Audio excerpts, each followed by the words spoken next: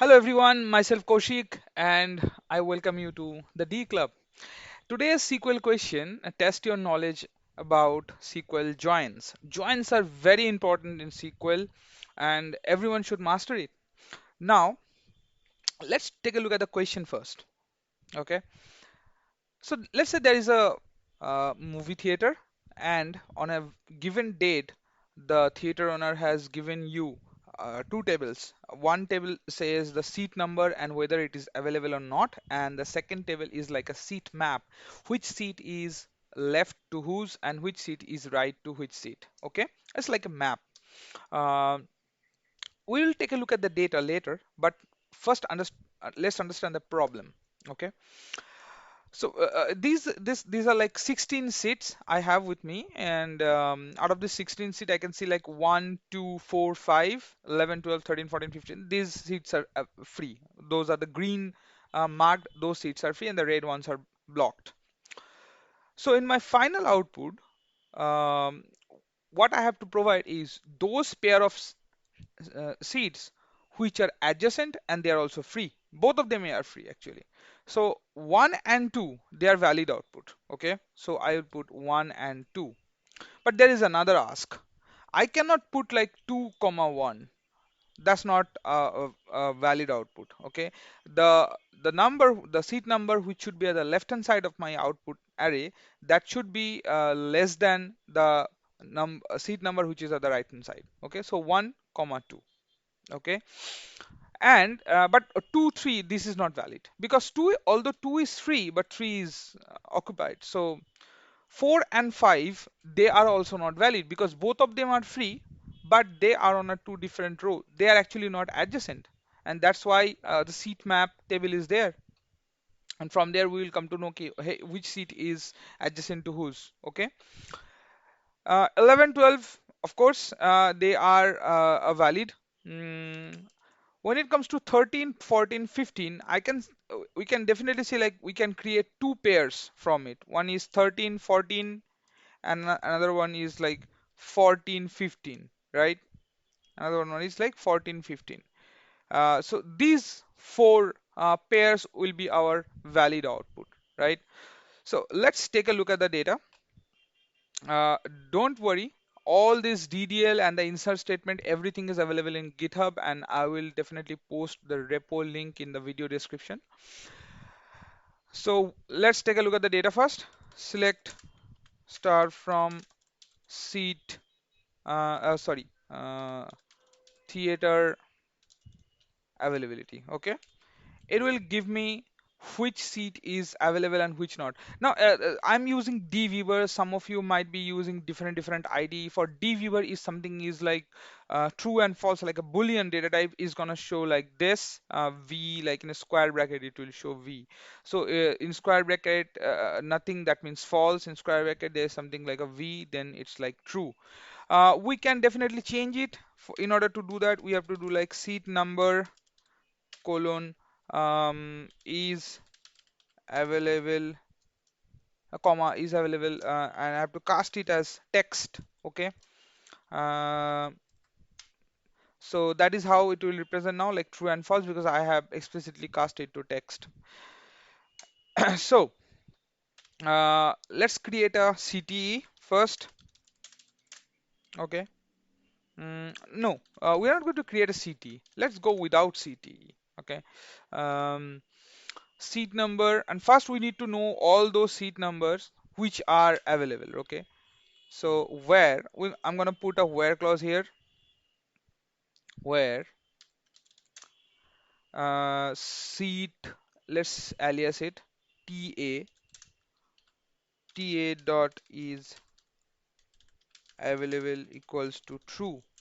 Okay, yep, these are the seats which are available. Now we need to know which seat is left to which seat. Okay, for that we have another table. It's called seat map. It's called theater seat map. Let's take a look at the table. From here I can see seat number one, the the right of seat number one is seat number two, and seat number two has like seat number left. Sorry, seat left is seat number one. Similarly, 3, 4, they are also adjacent, and 4, 5, they are also adjacent, right? So we are going to join this table with theater availability. Okay, let's do the join, or I'm gonna use left join. After some, in a future session, maybe I will show you guys like how left join is benefitable. I mean, in some cases, not every cases, rather than inner join.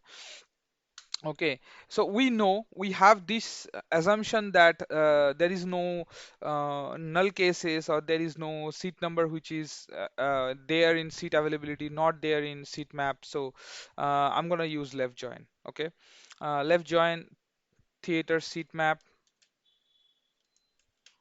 with TS on TA dot seat number equal to TS dot seat number. Okay. So, and also I'm gonna put here like TA. Always use alias. Okay, always use alias, because that's the best way to code. That's the best practice always.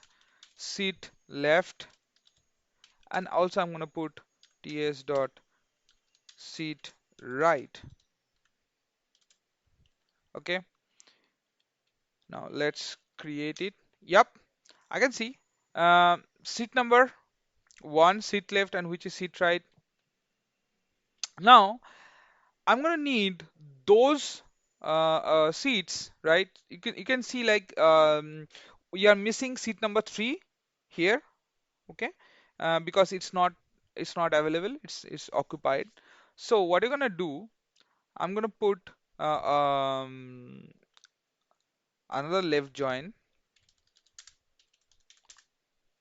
theater availability, because I need to check whether the left seat and the right seat, either one of them is available or not. Because if the adjacent seat is available, then and then only we are going to take those seats. Otherwise, not. Okay. Left join, and in on we are going to put like this. Let's call it ta dot ta2 ta2 dot is available equal to true, because adjacent seat is also needed to be true, is also needed to be available, right? In where clause here, and I'm gonna put like this: ta2 dot seat number equal to ts dot seat left. Either left seat or the right seat, either one of them should be available, and I'm going to consider it as a adjacent seat, right? T or ta2 dot seat number equals to ts dot seat right. Okay, and then I'm gonna put and t1 dot seat number, sorry, ta dot seat number, that is going to be less than, because remember the third clause of our output, the left seat always must have a less number than the right one. Okay, so ta2 dot seat number. Okay, so ta, let's call it the left seat, and I'm gonna put like this. Let's call it the right seat. Okay, now let's see whether our code is working or not.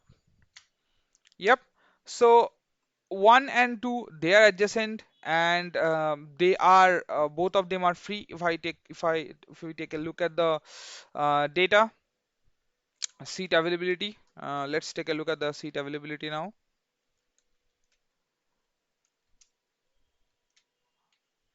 Okay, 1 and 2, both of them are available as true. Okay, so let me put a little bit of cast seat number comma is available text. Okay, I have to cast it so that it's more understandable. Okay, 1 and 2, they are adjacent. Okay, we know that they are adjacent from the seat availability and they are true. So in our final output, 1 and 2. 4 and 5, definitely both of them are adjacent, and that's why they are in there. Let me pull up the seat availability as well. Sorry, seat map as well. Select star from seat map. Okay, 1 and 2 are adjacent. Similarly, 4 and 5 are adjacent. This wasn't there because seat number 3 is not free, it's occupied. So anything, any seat which is related, which is adjacent to 3 is not going to be considered. Okay. Now, if we take a look at our final data, 1 and 2, 4 and 5. So if you can see, the left seat has always less number, the number uh, always less than the right one. Okay. If I just reverse it like greater than, then it's gonna give me all the opposite, right? So this is how we can do it using join. See, there are other ways to do it, like using a lead lag and all the stuff, but that would be little bit of inefficient. I always tell this stuff to everyone that if anything is possible using join in SQL, just go for join, because any aggregate function or analytical function or window function, sorry, is more costly compared to joins. So if you guys like the video, please don't forget to like, share, and subscribe, and stay tuned for such interesting contents and interview questions on SQL. Thank you. Bye bye.